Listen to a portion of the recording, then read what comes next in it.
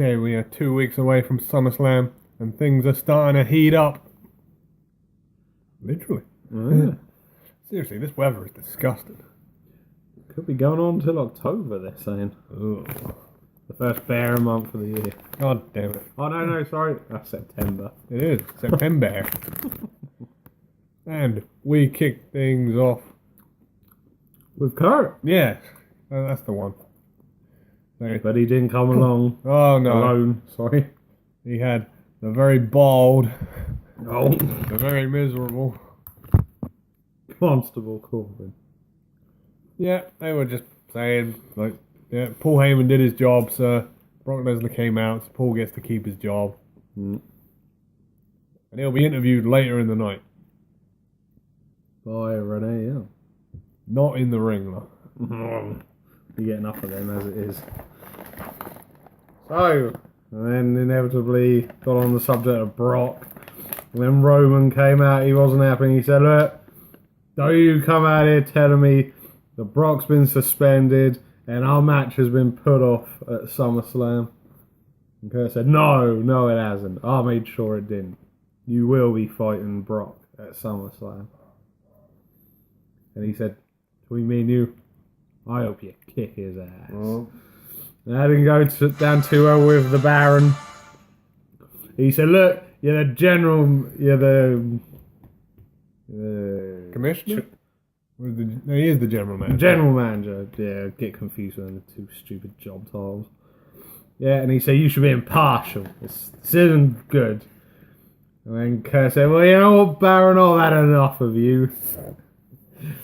You're going to be in a match to... Oh, yeah, that was it, because Baron said, look, you're not even really in charge. You just sit there and make matches. Stephanie's the one who's really in charge. And then Kurt Angle said, good thing you brought up about the matches. I'm going to make a match right now. It's going to be you versus Roman Reigns. Uh-oh. And it's next. So off came the waistcoat, Yeah. and he was ready for action. Not mind a bad match. It was alright. Yeah. But inevitably, you knew where it was going. Yeah, 2 weeks away from SummerSlam, the Baron wasn't going to win, but he tried running away. He tried getting out. He was like, "No, I'm having none of this." And just as he was about to leave, Finn Balor came out. Yeah. Said to him, get back in that ring, fella. And he did. And he got hit with a spear. And that was it. All she wrote. Game over. And just for good measure, Finn Balor gave him the worst move in wrestling history. Ooh. The coup de grace. Ugh, terrible. Awful. Nasty. And coming up next, we know you've all been waiting all week long for this match. Well, Got Bobby Roode going off against the man who can't decide if he's a club dancer or an NFL player. Mojo Rawley. he also can't decide on his finisher. No. Seems to change it every week. Yeah, this was following on from their brawl in the locker room last week. And yeah, this was okay. Bobby did his best. But it had a glorious finish. Working with Mojo is like working with a big lump of wood. Doesn't do very much. Oh boy. Well, he tried. Mojo had him up for what looked like a Samoan drop. I don't know why. And Bobby reversed it. Look at that very glorious move. The glorious DDT. And Mojo's winning streak has been broken. Yeah, this is actually pretty funny. Because he's been bragging all these weeks, going, "Oh yeah, I've beaten everyone." And he's been fighting jobbers, pretty much. Fights one good person, and he's lost. Yep. Now hopefully they move him to main event or superstars and get him off Raw. So moving on, we had a on-location documentary shoot Oh no. with Elias. It didn't go too well for him though. He did alright. But inevitably, you knew he was going to get interrupted at some point. And who interrupted? Oh, Big Bob. Oh, was it Bob Lashley? Yes, the very same. Well, I did find it funny Elias going off on his camera crew. Telling him to walk around because they were annoying him. He said, no, it wasn't them, it was the crowd. Yeah, then we had the return of Bob. Yep. You knew what was going to happen. They got into a fight. And Elias was on the bad end of things. And he said he needed to borrow the camera crew to record this. And he did that suplex. He does. Mm. Oh. Now we're picking things up. Yeah. Quite literally. Uh-oh. We had the epic return of the Kevin Owens show. Not the Kevin and Sammy show? Nah, too early for Sam. Yeah. And Kevin Owens' guest at this time was his personal guru, What? Jinder. Okay, well, I guess he's got to be useful for something. Goddamn wrestling ain't his thing. So, Kevin done his usual thing. Jinder and Sunil were there somewhere. And just when we thought we'd seen it all, we then had a monster appear. And he flipped over the stage. It was actually pretty funny because it started rumbling. Kevin was like, oh, what's going on? You didn't actually see him until it had flipped over. Reminded me of when the set of McMahon's $1 Million Mania fell on Vince McMahon. Don't bring that one up. Someone got fired over that. Yeah, Paul London. His own fault. He'd have been fine had he not laughed at him. But no, the fun didn't stop there because this was turned into a match. If it wasn't already a match, I don't know. Yeah. Jinder versus Braun. And then, of course, Kevin Owens stuck around. You can't really call this much of a match, really. No, it wasn't. Braun was taking out Jinder at every opportunity, and then you have the comical moments of Kevin Owens trying to steal the briefcase. He nearly got it. He nearly got away did. with it. And inevitably, we forgot there was even a match going on. Yep. And then we got reminded that when Braun got counted out. Well, that was last week. Oh, no, sorry. He got disqualified because he hit Jinder with the money in the briefcase. Well, yeah, it was accidental. I mean, he took Yeah. it off and accidentally whacked him into it. But Kevin was like, oh, you do that on SummerSlam, the briefcase is mine. And he becomes KO in the bank. Could still be a good match. Yeah. Right. And then here's where business started to pick up. We were meant to have a tag team match. Seth Rollins and Roman Reigns versus Ziggles and McIntyre. But just as Roman and Seth were making their way to ringside, got stopped by the constable and Kurt. So hang on a minute, Roman. Stephanie's decided we need to protect the main event of SummerSlam. We can't have you doing double duty. We're banning you from entering this match. And if you do, you're stripped of your match at SummerSlam. But surely, there's no need to protect him because Brock isn't there. Exactly. What are they protecting him from? Herpes? Maybe. Oh, man. Yeah, so then with that, Seth was like, you know what, it's fine. I've got this. It's fine. So then, with that,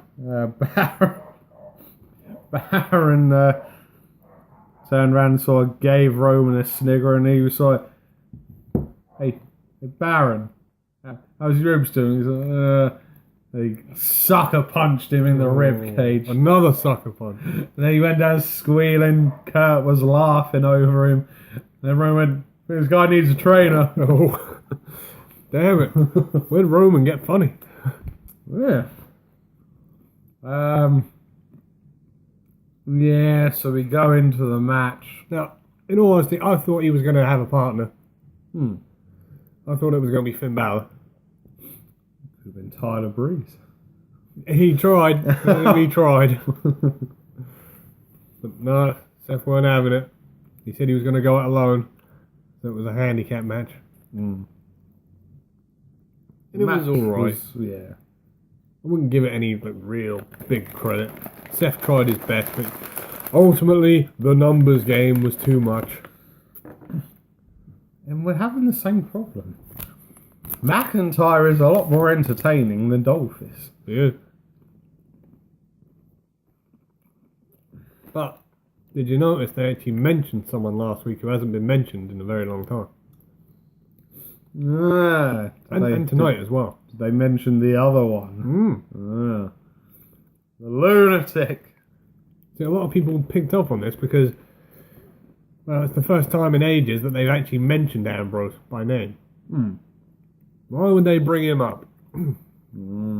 Apparently, the rumour and innuendo is that he's going to be making an appearance at SummerSlam. Well, he has been out for a long time. Because the timing is about right. He said he was going to be out for about 9 months. It's been about 9 months. Yeah. So, no, unfortunately, Seth lost to a super kick. Wasn't a particularly good looking super kick. You got Shawn Michaels on the paying staff. Get him to teach you how to throw a super kick. It ain't rocket science. So, and just when you thought things couldn't get any better, it was time for some tag team action. Oh, Don't you worry, I'm sure Jim Cornette got rather excited about this back home. It was a revival, oh no. and they were taking on the B team, who, by the way, have a new ridiculously bad theme song. I do thought this was rather funny. Oh, it's awful. I mean, it's like they're trying to rip off the Spirit Squad. It was very cheery. B2, B2. A lot of people moaned about this because they were happy with their old song. And this song does them being tag champions no favours. Let's be honest here. It's a song for jobbers. So, we're going to cut straight to the chase here. Match ended in a no contest because we had a special appearance from 2 individuals. Yeah, the lights went out. And when they came back on, Dash Wilder and Curtis Axel were nowhere to be seen. they just vanished.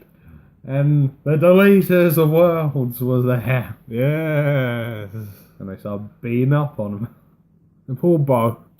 Yeah, Bo took Sister Abigail good. That's your brother, damn it. Your brother. Damn. It's secret, damn it. The secret's out, man.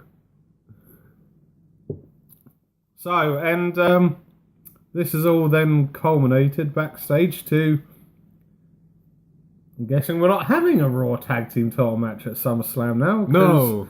we're having it on Raw. It's good. I don't mind this. Triple threat tag team match for the title. Because, let's be honest here, if this was at SummerSlam, it would probably be on the pre-show. Yeah. This is one of the ones that I would expect to be on the pre-show. Mm-hmm. So I'm not terribly unhappy that they're doing it on a Raw. So we've got B Team, the Revival, and the Deleters of Worlds next week. Interesting.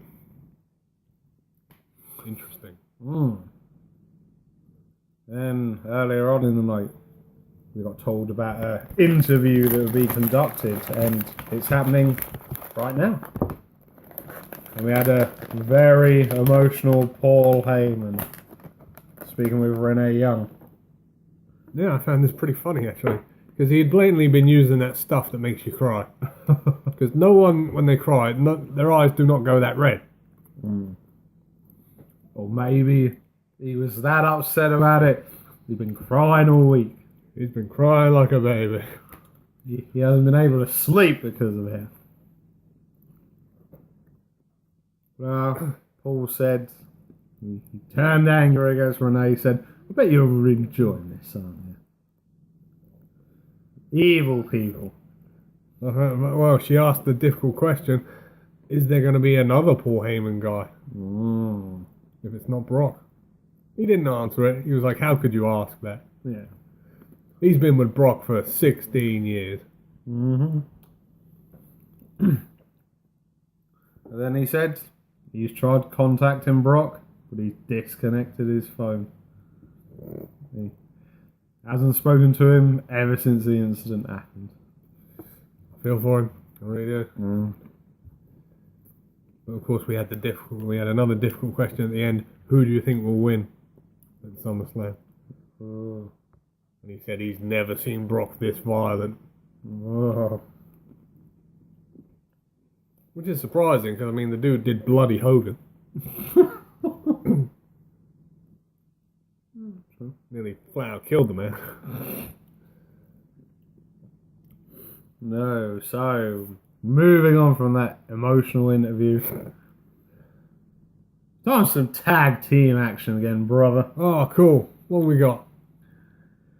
Well, we haven't seen this too much in recent history. We've got the Riot Squad. And they were facing off against the Boss and Hug Connection. Oh, God. That sucked. They could have picked a better name for that. Sheesh. I'm just going to come out and say it. The match wasn't great. Didn't care for it at all, must be said. Nothing against any of the people in the match. They've all got particular skills. But, jeez. Yeah, and then we got a rubbish ending. Oh, what a shock. Oh, I'm going to enjoy this. 'Cause for some unknown reason, there was a random person in a black hoodie down at the bottom of the entrance ramp. Yeah, when Bailey and Sarah Logan were there. Oh my god! Who could this be? Who? Go on, say it. I know you want to say it. Oh my god. The hoodie came off. And I was like, damn, put the hoodie back on. Put it back on. Ugly. She looks like a foot. If you haven't already guessed, shock horror, it was Ruby Riott. She caused a distraction, and the Riot Squad won. Oh, with one of those devastating moves, the roll up.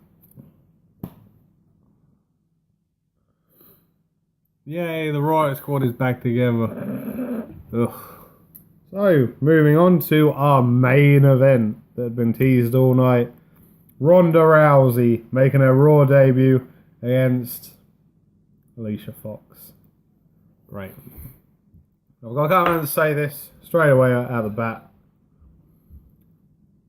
One of the worst promos I've heard in quite a while. Oh, it was terrible. We had Alexa Bliss trying to big up Alicia Fox. Said she was a pioneer of the women's evolution. No, she wasn't. And she's one of the reasons why the evolution is happening and everything else is... And she's a trailblazer. Oh, really?